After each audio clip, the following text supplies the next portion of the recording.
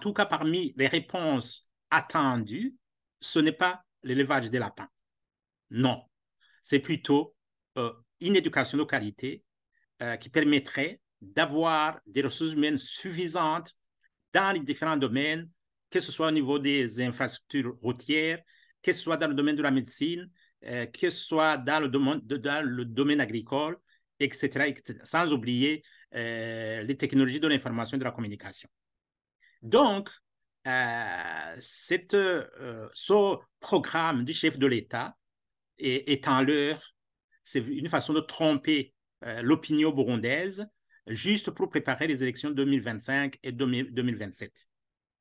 Et ce qui est aussi étonnant, c'est la sortie médiatique du ministre de l'Intérieur qui exige à tous les cadres de l'État et à tous les Burundais d'élever au moins 5 lapins qu'il faut acheter. Or, l'on sait que aujourd'hui, la misère, la faim, la maladie frappent beaucoup de familles burundaises.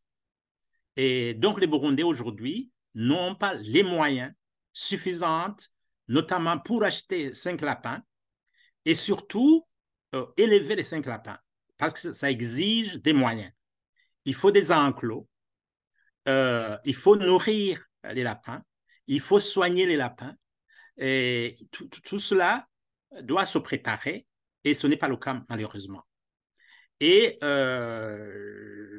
j'insisterai sur l'hygiène parce que s'il n'y a pas d'hygiène, si les enclos ne sont pas nettoyés régulièrement, ces lapins vont attraper des virus, vont tomber malades, avec le risque de contaminer l'être humain.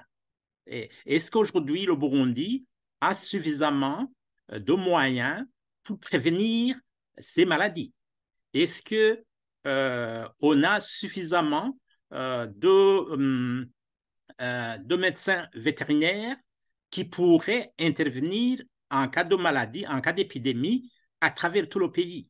Est-ce qu'on a suffisamment de médicaments? Donc, il y a une série de questions que l'on peut se poser et qui prouvent que ce projet, ce programme du chef de l'État est improvisé, c'est un tâtonnement et il n'y a aucun intérêt ou un intérêt mineur pour la population. En fait, les Burundais, comment dirais-je, ce programme n'apportera pas grand-chose à la population burundaise. Au contraire, ils sont malheureusement obligés de respecter la décision voilà, prise par le ministère de l'Intérieur. Si les Burundais souhaitent que le Burundi, en 2040, soit un pays émergent, et il suffit de regarder ce qu'on appelle les BRICS aujourd'hui. Donc, les BRICS, ces pays qui sont émergents, l'Inde, la Russie, l'Afrique du Sud, le Brésil, etc. Qu'est-ce qu'ils ont mis en place? Hein? Quelles sont les politiques qui ont été menées? La priorité des priorités, c'est la paix et la sécurité sur tout le territoire national.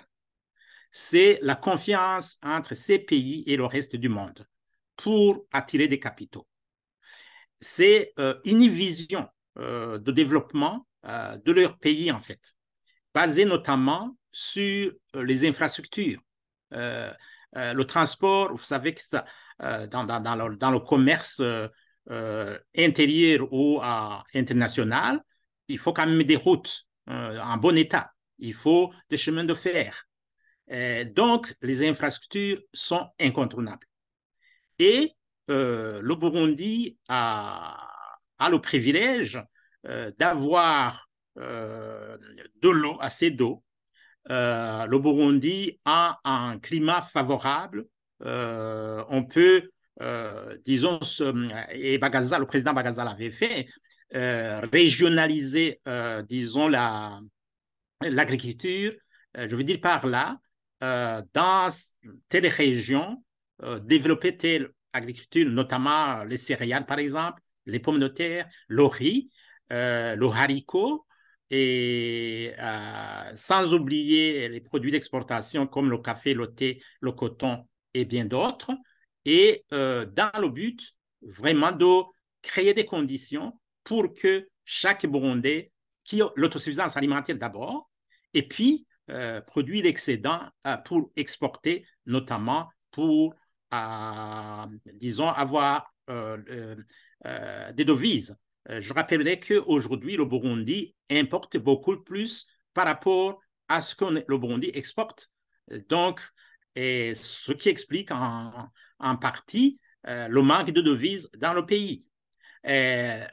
L'éducation aujourd'hui, c'est une calamité. Et croire que le Burundi sera émergent en 2040 sans ressources humaines compétentes, sans ingénieurs, sans médecins, sans professeurs d'université, sans des agronomes, sans les médecins vétérinaires, c'est vraiment se tromper, c'est se voiler la face. Donc, un peu de mots, pour que le Burundi soit émergent en 2040, il faut une vision avec des objectifs, disons, mesurables. Et voilà. Donc, sinon, le programme d'élevage des lapins, c'est vraiment en leur une façon de tromper l'opinion burundaise et pour qu'ils gardent l'espoir et pour les manipuler en fait par rapport aux élections 2020, 2025 et 2027.